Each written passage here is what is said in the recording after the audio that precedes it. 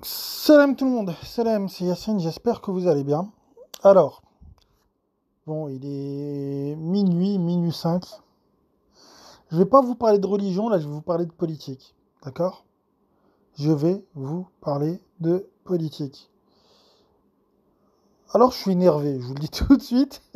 Je suis très énervé, honnêtement, là j'ai... Alors j'annonce ce soir, j'arrête la politique définitivement. J'arrête la politique définitivement, c'est bon, je fais plus de politique. D'accord? Voilà, je le dis clairement. Mon engagement politique, je le prends, je le fous à la poubelle. Je vais vous expliquer ce soir. Alors, vous savez, dans plusieurs vidéos déjà, j'ai déjà parlé de politique et voilà. J'avais même ouvert une chaîne politique qui a été censurée, que YouTube a fait sauter. À plusieurs reprises, je vous ai dit que le cap qu'il fallait pour la France, c'était de sortir de l'Union européenne, de l'euro et de l'OTAN. C'est ce qu'il faut. C'est ce qu'il faut d'ailleurs, on le voit actuellement. Avec notre appartenance à l'OTAN, ça nous mène tout droit dans le mur, notamment avec la Russie. Bref, ce soir, je viens d'apprendre un truc. Donc vous avez Bayrou, ministre de Macron, qui a fait une réserve de parrainage, parce que vous savez, pour avoir accès à l'élection présidentielle, il faut avoir 500 parrainages. 500 parrainages d'élus. Donc vous avez M. Bayrou, commissaire au plan sous Macron, qui a récolté des parrainages, d'accord, et qui les a distribués. Il les a distribués à des candidats qui n'auraient pas leurs 500 parrainages et qui ont été, écoutez bien, et qui ont été choisis par Emmanuel Macron en personne. Il y a un candidat, François Asselineau, que personnellement je soutiens. Je ne soutiens bien évidemment pas la personne, mais les idées qu'il défend, à savoir la sortie de l'Union européenne, de l'euro et de l'OTAN. Il lui manquait environ 190 parrainages. Il lui manquait environ 190 parrainages. Écoutez bien, François Bayrou, ministre de Macron, il en a donné plus de 200 à Jean-Luc Mélenchon. Il en a donné plus de 200 à Jean-Luc Mélenchon. Pour que celui-ci puisse participer à l'élection présidentielle. Il a également donné des parrainages à Marine Le Pen. D'accord. Il a donné des parrainages à Nathalie Arthaud. D'accord. Mais pas François Asselineau. D'ailleurs, je trouve ça très bien qu'il n'ait pas donné les parrainages à François Asselineau parce que ça montre que c'est le candidat hors système. Parce qu'il veut sortir de l'Union européenne, de l'euro et de l'OTAN. Si Mélenchon, Marine Le Pen, oui, il y a eu aussi Zemmour qui en a eu un peu plus de 100. Si Mélenchon, Le Pen, Zemmour ou Nathalie Arthaud ont reçu ce cadeau-là de la part d'Emmanuel Macron, c'est que c'est pas des opposants.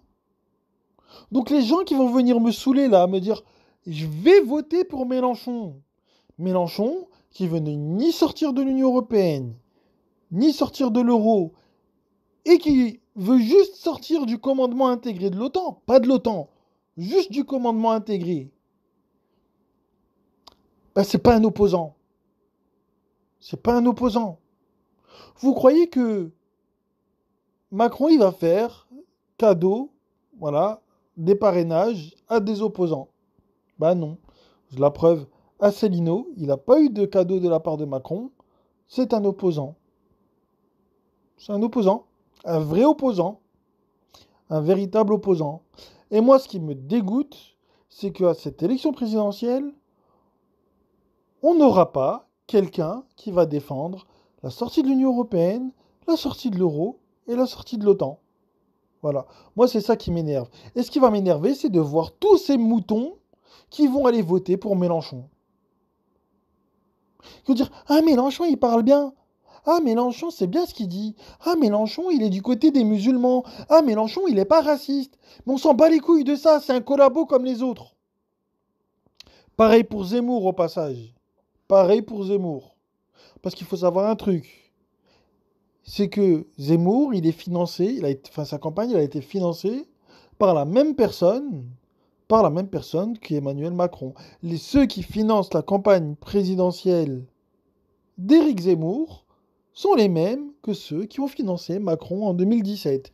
Donc pareil, Zemmour, c'est une douille. Zemmour, c'est une douille. Comme Mélenchon. Pareil. Pareil.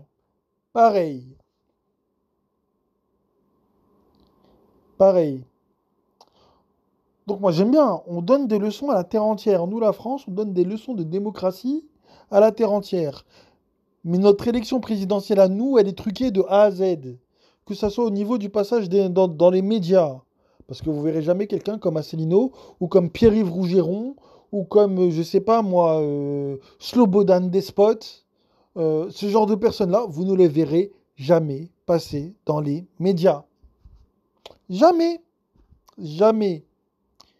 Donc ces gens-là, ils peuvent pas être connus du public. Pourtant, c'est les mecs qui politiquement ont une véritable intelligence, qui connaissent les dossiers, qui savent de quoi ils parlent. Mais vous ne les verrez jamais dans les médias. Jamais. Jamais. Jamais. Voilà. Jamais.